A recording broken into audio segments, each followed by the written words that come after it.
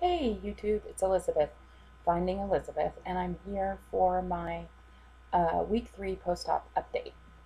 So, to the numbers first. Um, my starting weight was 402 pounds. At surgery, I was 360 pounds. I lost 42 pounds during the pre-op diet through Kaiser, which was like a 12-week plan. My weight last week was 343 pounds, and yesterday, which was actually 3 weeks from surgery, I was 338.6 pounds. So that's a 4.4 pound loss last week, um, and a total loss of 21.4 pounds in the 3 weeks since surgery. I know I shouldn't complain about that, but of course I wanted more than 4.4 pounds. Those first couple of weeks really spoil you. Um, but I'll take 4.4 pounds. I've watched a lot of videos and seen people talk about the dreaded 3 week stall. So I didn't have that, which is good. And my total loss since I started the program is 63.4 pounds, which is great. Awesome. I'm happy. It's all good. Um, so I'm feeling pretty good. I do, like your average kindergartner, need a nap every day at 3:30. But I work from home, so I'm able to work that into my busy schedule.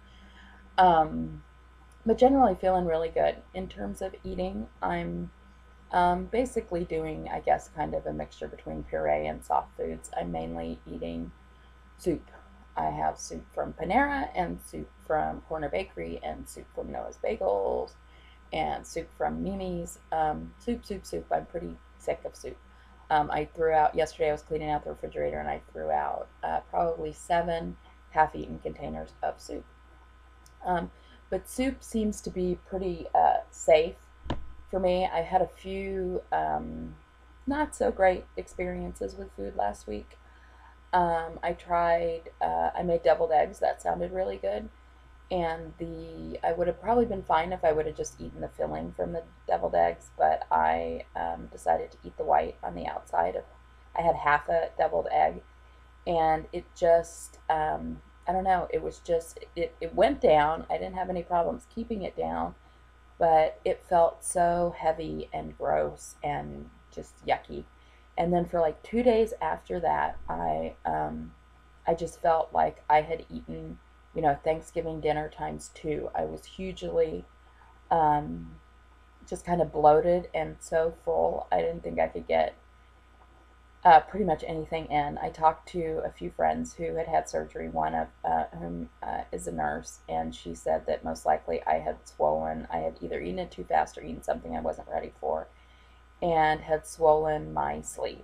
So that was really, really uncomfortable few days. So needless to say, won't be eating eggs anytime soon. The mere thought of them grosses me out. And for whatever reason, and sorry if this is gross or too TMI, but every time I do, the little air burp, it tastes like egg, even though it's been like a week since I had an egg. Gross. Anyway, and then I also had a situation with some Wendy's chili. Although I'm still not really hungry ever, I do get a sense when it's been too long and I need something to eat. And on Sunday, I had to pick my son up in LA, which is about 50 miles away. And I left before lunchtime, and it took longer than I thought it was going to take. And by the time we were getting back, it was edging on 3 o'clock, and I was really feeling like I needed to have something to eat. And I'd heard people talk about the Wendy's chili as being a good thing, so I stopped and got that.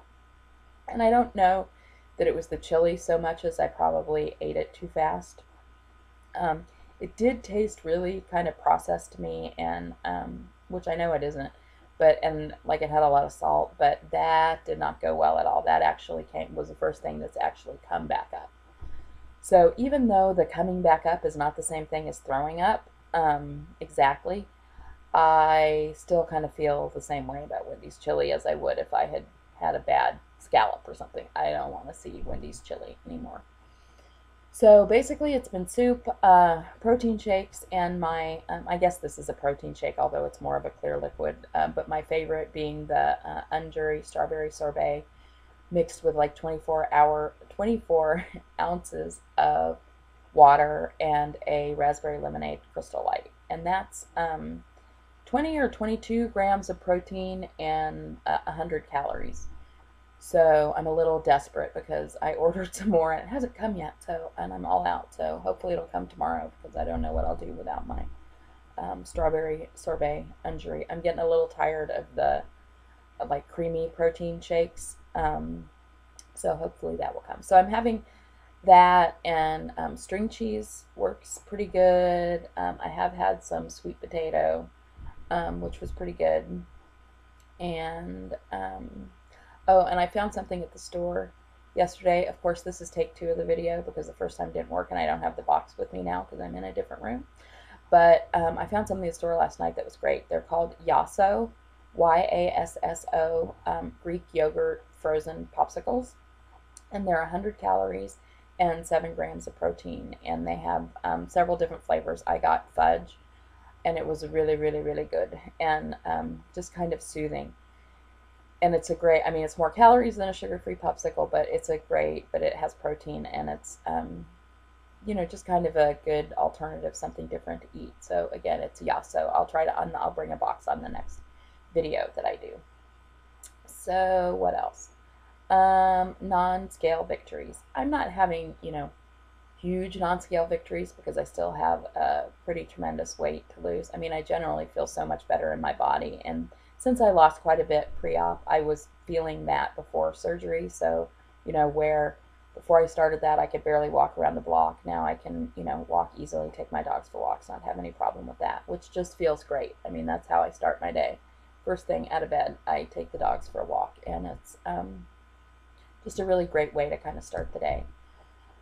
Does having a grocery bill that's a third of what it used to be count as a non-scale victory?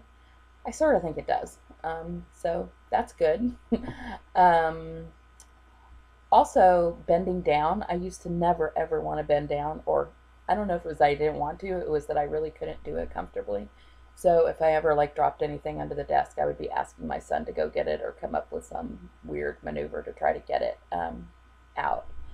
But now I can, you know, bend down all the time and just do it for fun to touch my toes. I did have an interesting experience when I was bending down the other day, which was, sorry, I keep screwing with my hair. I know that's one of the video irritating things that somebody said on their videos, but I can't help it. It's driving me crazy. Anyway, I bent down and I felt like there was something poking me from the waistband of my pants. So I looked at my pants and there wasn't anything there. And I bent down again and I felt it again and I checked my pants again, and realized that the poking was coming from the inside. That freaked me out a little bit. I wasn't quite sure what that was, but it went away the next morning, so hopefully it wasn't anything tragic, and it didn't really hurt. It was just like a poking, but I thought that was weird. If anybody's had that, know what it is, let me know. I'm just curious. And then I guess I'm not sure if this is a non-scale victory either, but I just feel so much better about the way I look, and I'm taking much more time and you know, sort of pride in my appearance.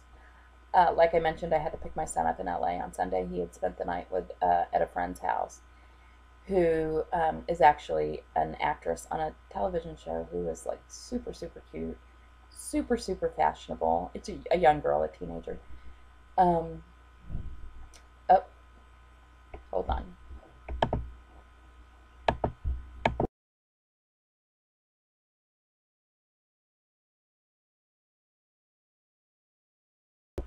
Okay, hopefully I can piece this together. I had to stop the video for a second because someone came into the room because I didn't tell them I was videotaping, which I probably should have done. But anyway, had to go pick my son up at this super cute young girl's house anyway, so usually driving to LA on a Sunday morning, it's, you know, like an hour or so from here. I probably would have, you know, slept till 10 o'clock, rolled out of bed, thrown on some sweats, driven out there, texted him from the car, hoped I didn't have to talk to any parents or anything because I was so embarrassed about the way I look, and driven home. But instead, I got up at 7 o'clock. I walked the dogs. I took a shower. I got ready. I did my hair. I put on makeup. I dressed, reasonably cute because, and I'm able to do that because my friend Watch Patty Melt has given me some really great, fabulous clothes that make me feel really good. And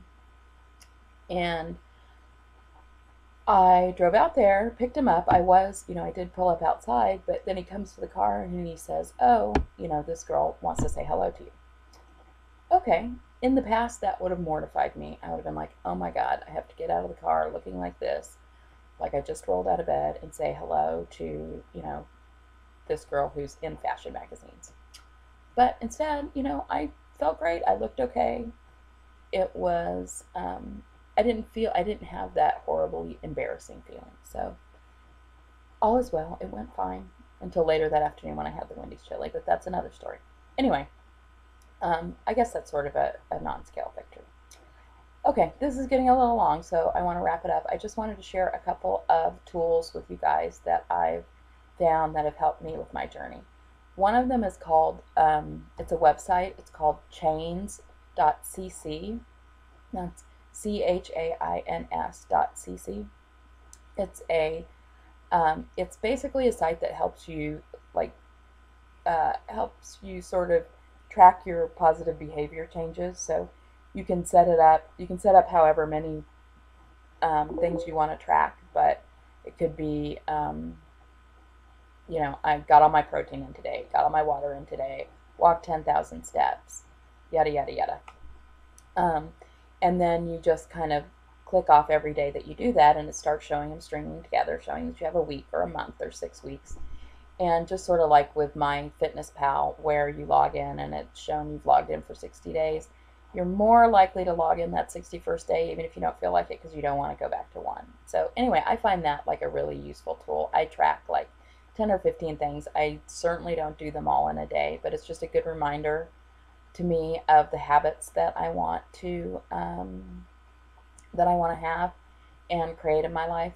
And then the other two things are, it's an app called Eat Slower, and it's really just a little alarm that goes off at whatever duration you want that tells you when you should take your next bite. I need that just because I think I've been having an issue with eating too fast.